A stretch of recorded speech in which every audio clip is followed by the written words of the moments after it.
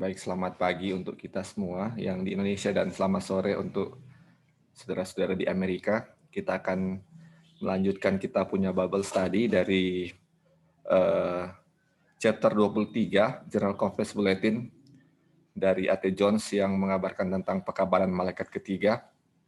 Dan kita tahu di tahun 1893 ini ketika A.T. Jones membawakan ini di General Conference, itu di kasus ini mereka sebentar lagi undang-undang hari Minggu akan di-pass ya, atau dikeluarkan atau diloloskan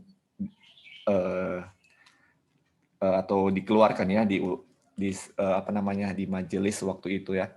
Karena kita tahu di waktu itu ada World Fair di situ, World Fair, dan dia punya awalnya bahwa World Fair itu tidak akan dibuka pada hari Minggu atau dilarang ya, dan itu sebenarnya akan dimulai dengan adanya undang-undang, akan disahkan undang-undang hari Minggu. Dan kenapa undang-undang hari Minggu itu akan dikeluarkan? Kita tahu ya, ini awalnya 1888 pekabaran telah diberikan. Sekitar 4 tahun kemudian, ini undang-undang hari Minggu siap disahkan. Dan pekabaran ini kembali dibawakan oleh A.T. Jones untuk menyiapkan ya umat Tuhan untuk datangnya Sunday Law itu atau undangan hari Minggu. Dan kita tahu ya yang Ellen White tulis bahwa Tuhan kirimkan Jones dan Wagoner ini sering kita kasih, dan pekabaran ini akan diikuti atau dihadiri dengan kecurahan Roh Kudus tanpa batas kan, ini yang dibilang di sini.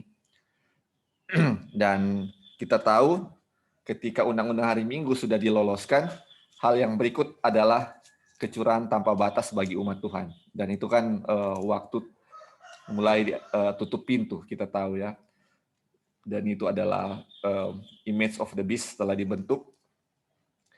Dan untuk umat Tuhan adalah mulai kecurahan Roh Kudus.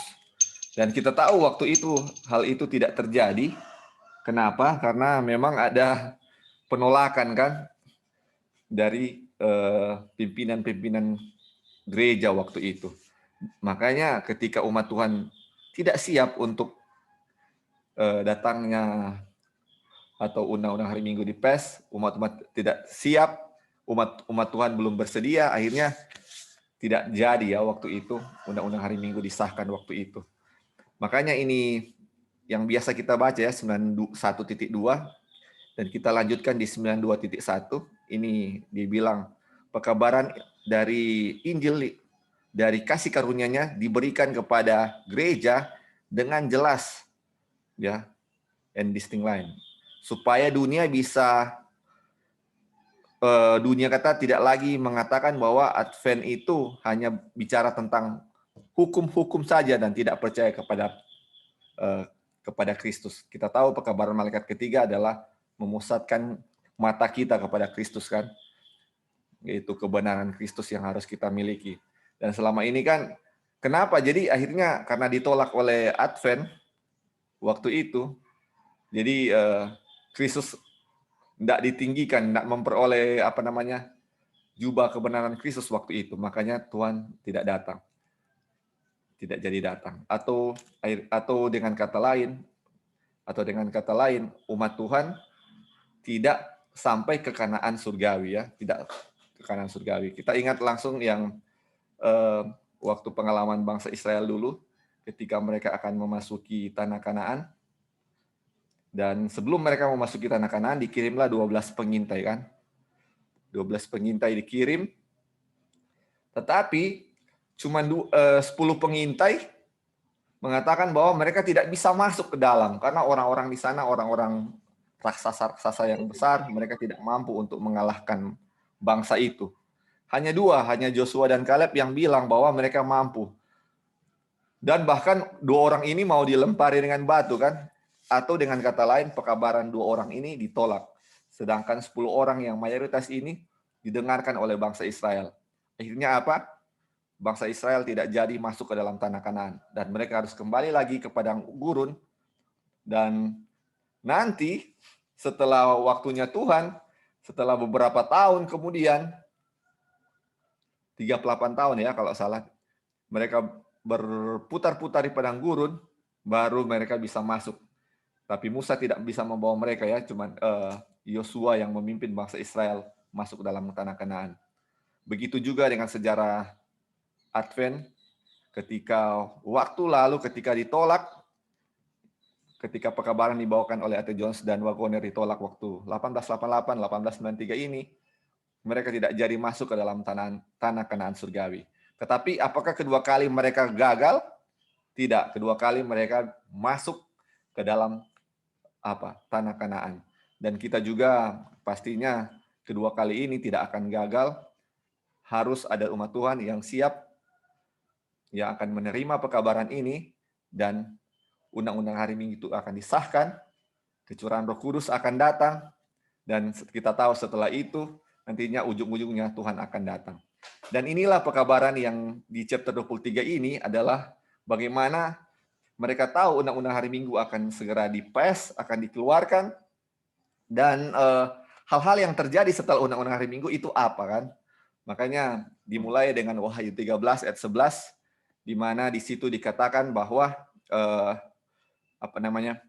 dikatakan di Wahyu 13 ayat 11 bahwa ada binatang yang keluar dari dalam bumi dan dia berbicara seperti seekor naga. Makanya di sini dijelaskan bahwa peristiwa itu tidak langsung terjadi.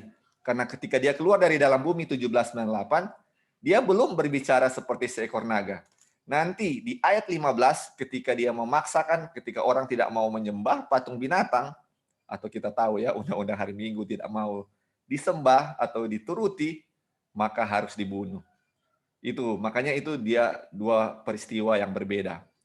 Nah, di zaman A.T. Jones dikatakan di zaman A.T. Jones bahwa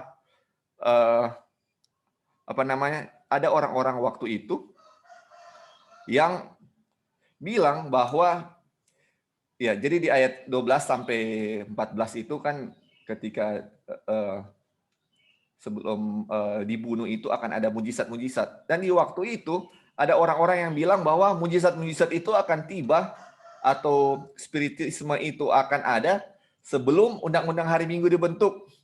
Makanya A.T. Jones mau coba bilang bahwa, nah ini dia bilang ya, banyak orang yang baik menulis kepada saya mengatakan bahwa semua hal ini harus terjadi sebelum patung binatang dibuat atau sebelum undang-undang hari Minggu, yaitu di mana akan ada tanda-tanda yang dahsyat ya. Makanya A.T. Jones bilang, kita perlu untuk mempelajari nubuatan supaya kita tahu apa yang dikatakan oleh firman Tuhan itu.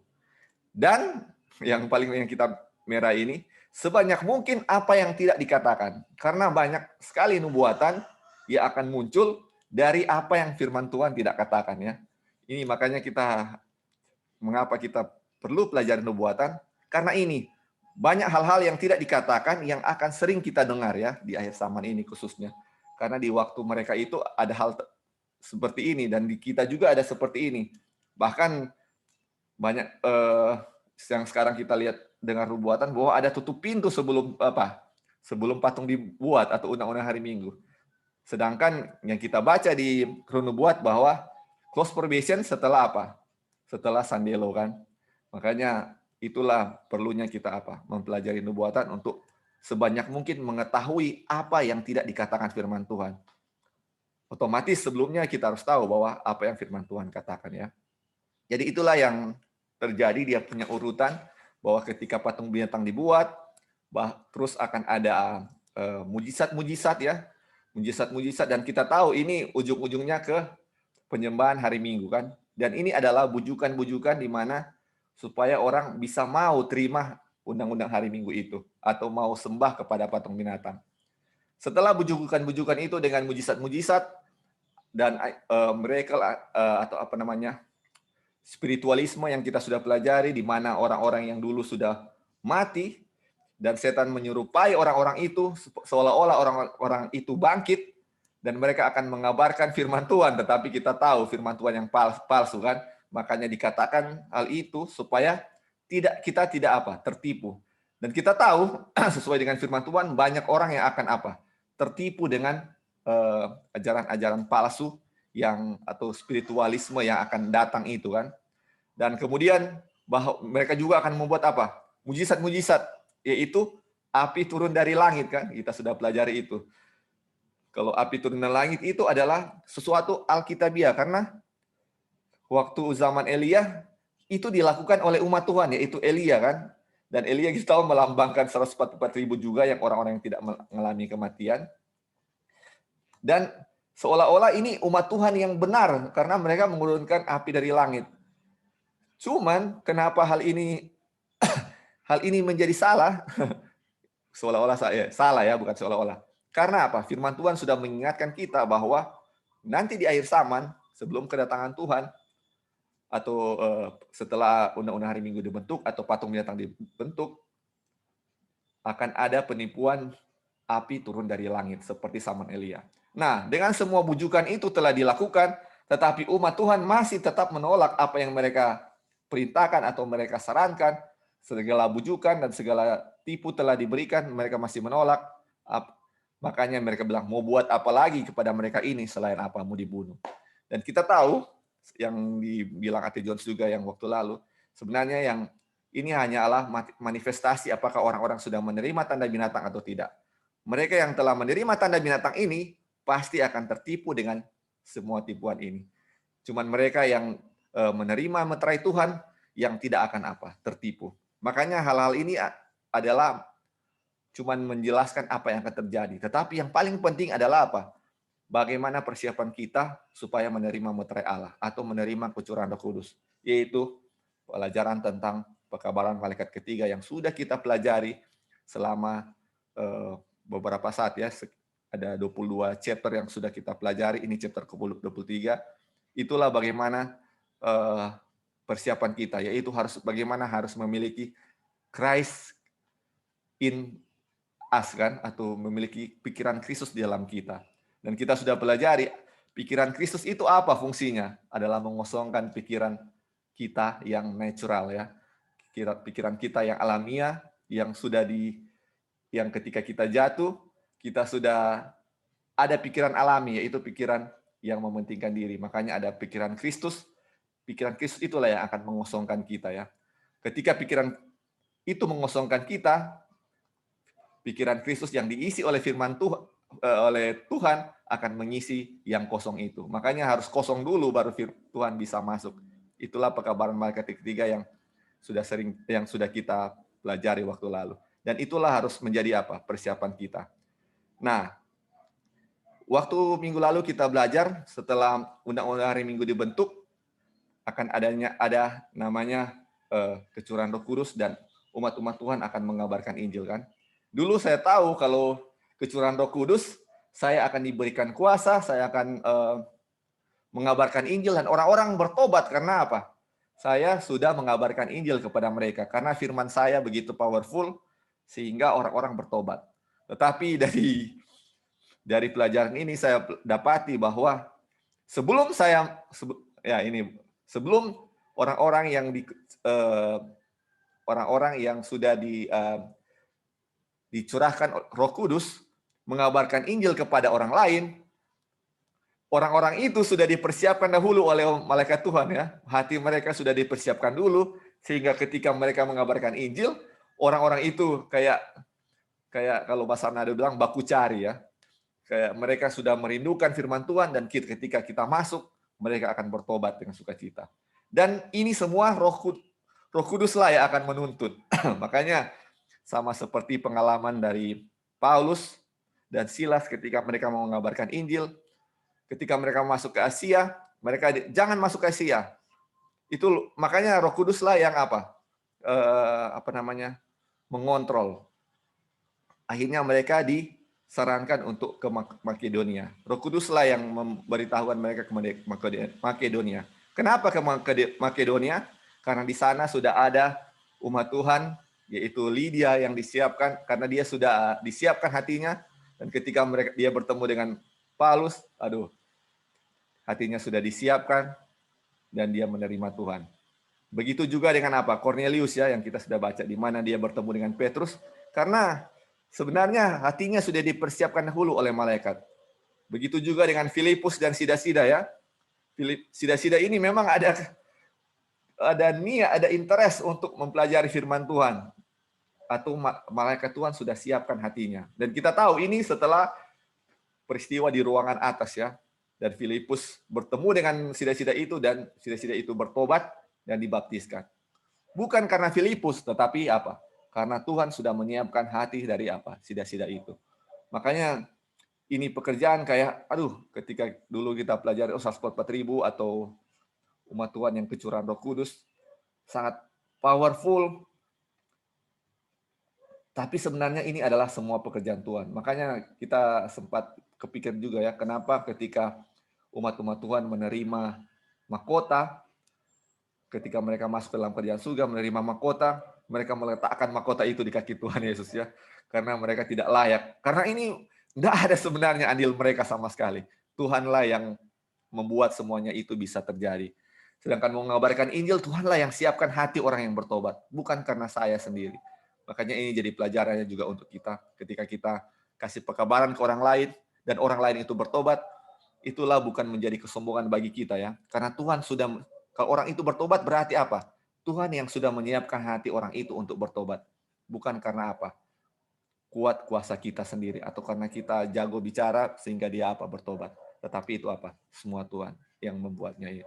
Jadi itu jadi pelajaran untuk kita dan itulah review kita pada minggu lalu dan biarlah ini ya, makanya Ate Jones bilang sebelum kita mau keluar untuk menginjil, kita harus tahu bahwa Roh Tuhanlah yang mengontrol kita, bukan keinginan kita sendiri ya. Makanya ini harus benar-benar kita tahu itu pimpinan itu Roh Kudus atau bukan ya. Ini kita harus memang benar-benar menyerahkan diri kita sepenuhnya kepada Tuhan supaya kita tahu ini pimpinan Roh Tuhan atau bukan. Ini bisikan Roh Kudus atau bukan. Dan itu memang bukan terjadi begitu saja ya. Memang perlu ada hal-hal yang perlu kita lakukan.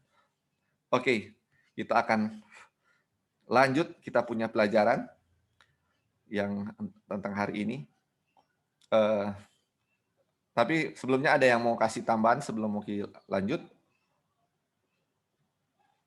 Oke. Kalau belum kita akan baca ya. Ini kalimat pertama. Jadi ini yang terakhir kita baca, kita mau baca dulu ya. Jadi pada poin itu sudah cukup. Jadi ini tentang rasul-rasul yang kita baca. Anda dapat melihat dengan ini bahwa kitab kisah para rasul mulai hari ini dan seterusnya adalah buku pelajaran Anda dan saya tentang pekerjaan Tuhan. Bagaimana dia akan melaksanakan pekerjaan itu di tempat apa yang dia ingin kita tempati di dalamnya. Dan saudara-saudaraku, ingatlah bahwa apa yang dia katakan akan terus berlanjut. Jadi, makanya kemarin sebelumnya Ate Jones bilang ya, dia suka ada 6 minggu untuk bersama-sama lagi dengan mereka, untuk mempelajari firman Tuhan, dan ternyata dia suka 6 minggu lagi, karena apa? Dia ingin membahas tentang kisah para rasul. Karena mereka tahu, setelah waktu ini, mereka akan memasuki pengalaman dari rasul-rasul. Jadi apa yang akan terjadi? Jadi mereka rindu sekali untuk bahas tentang kisah para rasul. Karena karena habis ini kejadian itu tuh mau terjadi ya. Jadi kayak ini ya, kayak excited sekali untuk belajar itu karena itulah yang akan terjadi ke mereka ya. Makanya mereka ingin berlama-lama dengan kisah para rasul. Dan kita tahu hal ini juga akan terjadi dengan kita, makanya buku kisah para rasul menjadi indah sekarang ya, karena itu yang akan terjadi kepada umat Tuhan. Terus ketika dari kisah para rasul, dia kembali ke sini ya, ke Yesaya. Dia bilang ke sini ya, mari kita kembali ke Yesaya dan membaca satu bagian tentang apa yang Tuhan ingin kita lakukan dan apa yang dia sediakan bagi kita. Anda ingat bahwa saya merujuk pada Yesaya pasal 60. Sekarang kita akan membaca 2 ayat terakhir. Jadi yang kita warnain orange ini adalah ayat-ayat dan yang terakhir ini dipenuhi dengan ayat-ayat di Yesaya ya. Mari kita sama-sama baca ya. Pendudukmu semuanya orang-orang benar. Mereka memiliki negeri untuk selama-lamanya. Mereka sebagai cangkokan yang kutanam sendiri untuk memperlihatkan keagunganku. Yang paling kecil akan menjadi kaum yang besar, dan yang paling lemah akan menjadi bangsa yang kuat. Aku Tuhan akan melaksanakannya dengan segera pada waktunya. Saudara-saudara, siapa ini yang dicangkok ya? Siapa ini yang dicangkok? Ada yang tahu? Cangkok kita tahu kalau benih asli dari ayah itu bangsa Israel sendiri ya. Dan kitalah ini sebagai cangkokan. Dan kita lihat dari ini yang paling kecil dari kaum yang besar dan yang paling lemah akan menjadi bangsa yang kuat. Kita tahu dari tujuh zaman ya, atau 7 church, 7 gereja. Kita tahu, dan dari zaman Adam ke zaman kita, kitalah yang paling lemah daripada, kalau kita mau lihat ya, dari fisik, mental, kitalah yang paling lemah. Sudah merosot jauh ya kalau mau dibandingkan dengan Adam. Dan kalau dari 7 gereja, Laodikia lah yang kalau kita lihat yang paling makanya dibilang telanjang, buta, miskin, yang paling hina, yang paling lemah daripada ketujuh jemaat itu. Tetapi ini kita akan lihat sampai akhir. Ini janji Tuhan ya. Kita langsung merasa, ini yang paling lemah akan menjadi bangsa yang kuat. Paling lemah akan menjadi kuat ya. Small one, a strong nation. Terus aku Tuhan akan melaksanakan dengan segera pada waktunya. Ini firman Tuhan, saudara-saudara. Dan firman Tuhan ini ya dan amin. Ketika dia bilang begitu, apakah itu akan terjadi? Itu akan terjadi. Yang paling lemah ini akan menjadi yang paling kuat. Yang dicangkok ini ya, saudara-saudara. Dan kita tahu ini tidak berbicara kepada bangsa Israel secara harfiah ya. Ini kepada umat Tuhan di akhir zaman. Sebagai apa? Cangkok. Dan ini akan dilaksanakan Tuhan dengan pada waktunya. Dan kita akan lihat, dan Yesaya ini, dia punya linear adalah sama dengan di Wahyu. Inilah yang akan terjadi pada umat Tuhan di akhir zaman. Ini, orang yang paling lemah akan menjadi yang paling kuat. Oke, sebelum kita lanjut, ada yang mau tambahkan sampai di sini? Ini menarik sekali, ini Yesaya 60. Ya. Kalau tidak ada, kita lanjut ya. Terus dia bilang begini. Pasal 61 dia bilang, Roh Tuhan Allah ada padaku, oleh karena Tuhan telah mengurapi aku. Ia telah mengutus aku untuk menyampaikan kabar baik kepada orang-orang sengsara dan merawat orang-orang yang remuk hati, untuk memberitakan pembebasan kepada orang-orang tawanan dan kepada orang-orang yang terkurung kelepasan dari penjara, untuk memberitahukan tahun rahmat Tuhan dan hari pembalasan Allah kita, untuk menghibur semua orang berkabung. Jadi ini janji-janji Tuhan ya. Ini bagus sekali. Terus kita lanjut ya, dia punya ayat. Sekarang 2 ayat terakhir dari pasal 62. Dari pasal yang sama dan kemudian pasal 62. Ini masih di Yesaya 61 ayat 10 dan 11, dia bilang begini. Aku bersukaria dalam Tuhan, jiwaku bersorak-sorai di dalam Allahku, sebab ia mengenakan pakaian keselamatan kepadaku dan menyelubungi aku dengan jubah kebenaran. Seperti pengantin laki-laki yang mengenakan perhiasan kepala, dan seperti pengantin perempuan yang memakai perhiasannya. Sebab seperti bumi memancarkan tumbuh-tumbuhan, dan seperti kebun menumbuhkan benih yang ditaburkan, demikianlah Tuhan Allah akan menumbuhkan kebenaran dan puji-pujian di depan semua bangsa-bangsa. Itulah yang akan Tuhan lakukan sekarang. Ini ya, di bahasa Inggris. So the Lord God will cause righteousness and praise to the spring before all nations. Jadi ini kebenaran Tuhan atau righteousness Tuhan akan apa?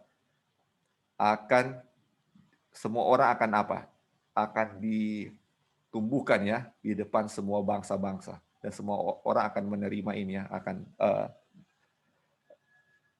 akan dikasih ini. Ini yang akan dilakukan ya. Cuma tergantung orangnya akan terima atau tidak ya. Terus dia bilang begini. Oleh karena Sion, aku tidak dapat berdiam diri, dan oleh karena Yerusalem, aku tidak akan tinggal tenang. Yesaya 60 ayat 1. Dan kita tahu Yerusalem ini adalah umat Tuhan. Dibilang oleh karena Sion, aku tidak dapat berdiam diri, dan oleh karena Yerusalem, aku tidak akan tinggal. Makanya ini ya, ini Tuhan punya perbuatan kepada Yerusalem, kepada Sion, kepada umat Tuhan sangat besar ya. Terus dia bilang, apakah yang kamu katakan? Takut untuk menjadi lelah? Oh ya, saya telah bekerja cukup lama sekarang. Nah, dan saya pikir lebih baik saya pulang dan istirahat. Terus dia bilang, lebih baik kau tetap di tempatmu dan istirahat. Tetap tinggal di sana dan bekerja saat Anda istirahat. Nah, kita akan lihat maksudnya apa ya. Dia bilang begini, oleh karena Sion aku tidak dapat berdiam diri, dan oleh karena Yerusalem aku tidak akan tinggal tenang, sampai kebenarannya bersinar seperti cahaya dan keselamatan menyala seperti sulu. Kita langsung ingat di Wahyu 18 ayat 1, ketika kemuliaan Tuhan akan menerangi semua bumi. Dia bilang, berarti ini oleh karena Sion, Tuhan tidak bisa tenang, tidak bisa berdiam diri, sampai seluruh kemuliaan Tuhan di Wahyu 18 ayat 1 terjadi. Makanya dia bilang ini ya, aduh ini, makanya ada hubungan juga. Terus dia bilang gini, saudara-saudara, saya ingin memberitahu Anda bahwa jika Anda mau menjalankan reformasi kesehatan dan menjalankan sesuai dengan maksud Allah, Anda tidak perlu istirahat. Nah, kok ini langsung ke reformasi kesehatan ya tiba-tiba? Terus dia bilang, Anda akan bekerja sambil beristirahat, dan Anda tidak perlu liburan sama sekali. Saya mengetahuinya dari pengalaman. Anda tahu sebaik saya melakukannya selama 3 tahun terakhir, saya telah bekerja sepanjang waktu dan tidak memiliki liburan. Saya tidak membutuhkannya, tidak menginginkan apapun. Saya telah melalui pertemuan institusi dan perkemahan dari satu tempat ke tempat yang lain, tanpa istirahat dan bertambah berat badan serta kekuatan sepanjang waktu. Dan saya akan pergi dari General Conference ini, di mana saya telah bekerja setiap menit dari pagi hingga kadang tengah malam, sama segarnya seperti ketika saya mulai masuk ke conference. Dan saya berharap untuk tetap seperti itu. Tetapi Anda harus belajar untuk bekerja atas apa yang Anda makan, bukan pada apa yang Anda inginkan. Seseorang tidak bisa terus begini dan mengejarkan yang diinginkan, tetapi dia bisa bekerja atas apa yang dia makan dan melakukannya, tahun demi tahun. Anda mendapatkan reformasi kesehatan sebagaimana adanya dan dapat melakukan ini seperti yang dia katakan. Dan demi Yerusalem, saya tidak akan beristirahat. Saya berani berbicara tentang reformasi kesehatan ini karena menurut saya adalah contoh yang cukup baik. Jadi ini tiba-tiba ketika belajar tentang Yesaya 60, di mana Tuhan tidak akan tetap tinggal tenang, tiba-tiba ini masuk kepada reformasi kesehatan ya. Ini kira-kira apa hubungannya dengan hal ini? Jadi ini kita tahu setelah apa namanya, ketika cahaya atau kemuliaan Tuhan akan bersinar seperti di Wahyu 18 ayat 1, kita tahu ini umat-umat Tuhan juga apa namanya, kesehatan mereka adalah kesehatan yang full ya, maksimal. Umat-umat Tuhan yang memiliki kesehatan maksimal ya akan mengabarkan ini ya, bukan tidak. Jadi mereka yang sudah melakukan reformasi kesehatan. Jadi sebagaimana Tuhan tidak bisa istirahat, bagaimana juga orang-orang yang maksudnya akan mengabarkan Injil terus mereka lelah atau kurang, dia punya kekuatan kurang karena tidak memiliki kesehatan yang maksimal ya. Makanya ini penting di mana A.T. Jones mencontohkan dirinya ketika dia masuk ke General Conference, dia punya kesibukan ke sana kemari, bukannya sakit tetapi dia justru dia punya berat badan kata bertambah dan dia punya kekuatan juga bertambah sepanjang waktu ya. Bukan ketika melakukan reformasi kesehatan terus semakin kurus ya. Kalau misalnya gendut terus normal itu bagus ya. Tetapi kalau misalnya normal terus menjadi kurus, itu sebenarnya bukan reformasi kesehatan yang baik ya. Dan ini pekabaran malaikat ketiga memang berhubungan sekali dengan apa? Dengan reformasi kesehatan. Jadi ini tentunya ketika akan mengabarkan ini, mengabarkan malaikat ketiga, kesehatan kita juga harus apa? Harus maksimal ya, seperti yang Jones bilang di sini. Oke, ada yang mau tambahkan? Silakan sebelum kita lanjut. Ya, silakan. Halo? Ya, bisa Ke aja. atas tadi. Coba naik ke atas. Ya, di Ah, sini. sini ya, sini ya. Jadi ini poin apa ya yang berkaitan dengan reformasi kesehatan. Itu jelas ya di dalam apa kutipan ini. Dia bilang, saudara-saudara, saya ingin memberitahu Anda bahwa jika Anda mau menjalankan reformasi kesehatan dan menjalankannya sesuai dengan maksud Allah, Anda tidak perlu istirahat.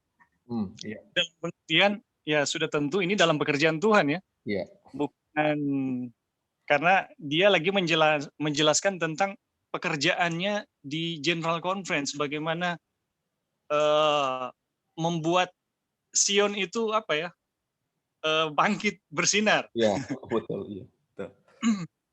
Jadi kita melihat di sini ketika kita menjalankan reformasi kesehatan sesuai dengan maksud Allah, ketika dipanggil dalam pekerjaan Tuhan, itu kesehatan bukannya akan menurun, Iya, tetapi akan lebih meningkat. Ya, ini pengalaman Ate Jones.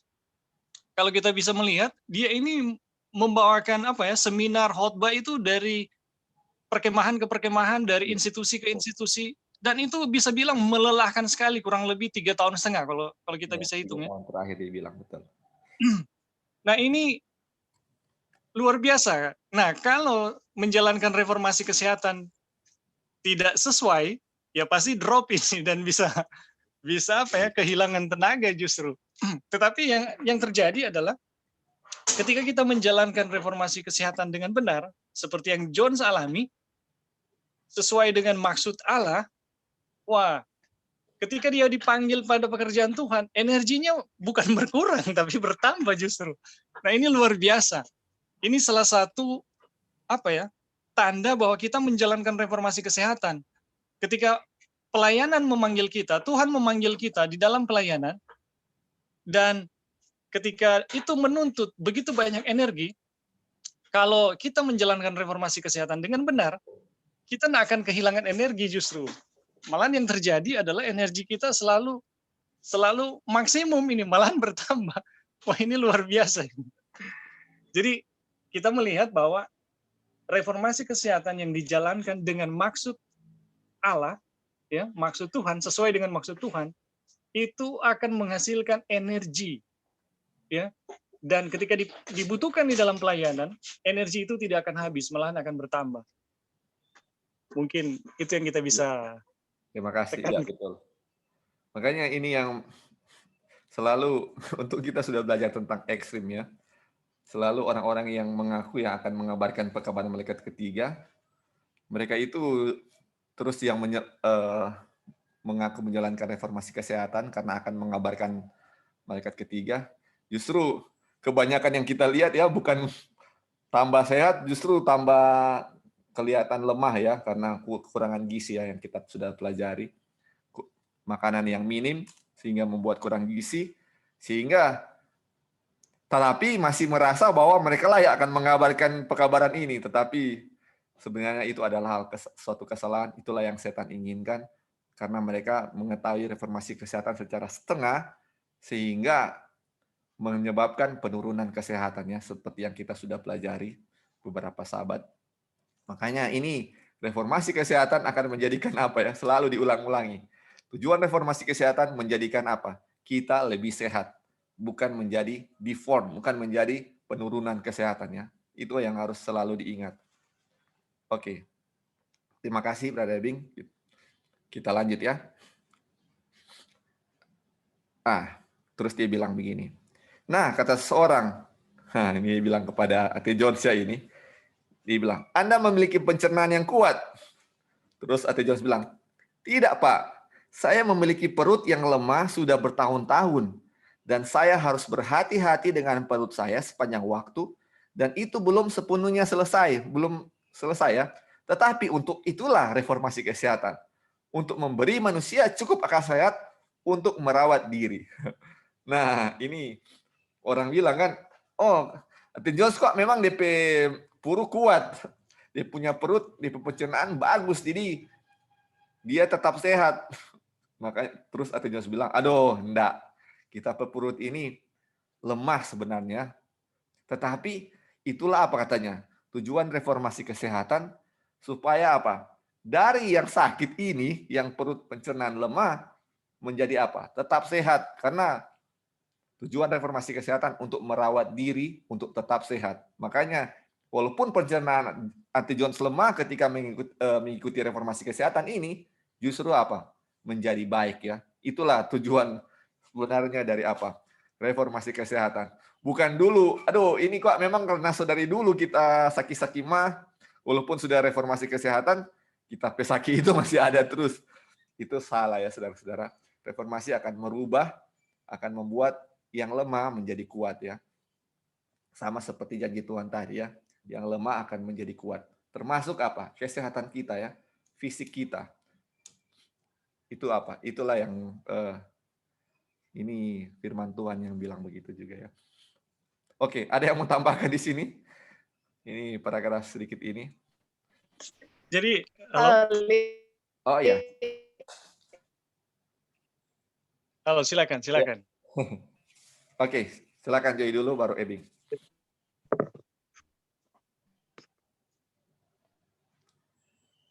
Oh, Joy kayaknya putus-putus. Brother Ebing juga mungkin kayaknya duluan, kita nggak bisa dengar Joy Pesuara. Halo? Ya. Silakan. Jadi, go ahead, Ebing. Joy putus-putus ya. Ya, kita cuma sempat berpikir aja. I wonder kalau orang yang Joy so mute tapi masih ada suaranya, berarti ada delay. Ya, Brother Ebing dulu, nanti kita kembali ke Joy. Oke, jadi di sini kita bisa lihat ya, reformasi kesehatan itu untuk memberi manusia cukup akal sehat untuk merawat dirinya. Ini penting sekali loh di poin ini. Jadi reformasi kesehatan itu bukan satu aturan yang membuat kita menyiksa diri. Iya, betul. Tapi ini memberi kita manusia cukup akal sehat gitu untuk merawat diri.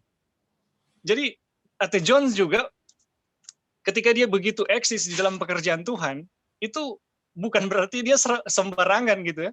Tapi ternyata dia menjalankan reformasi kesehatan yang merawat dirinya gitu, yang memulihkan dirinya.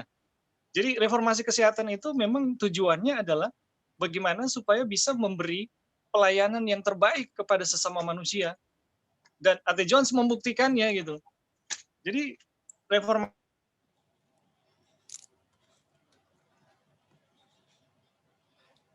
Halo? Brother Ebing Pesuara putus.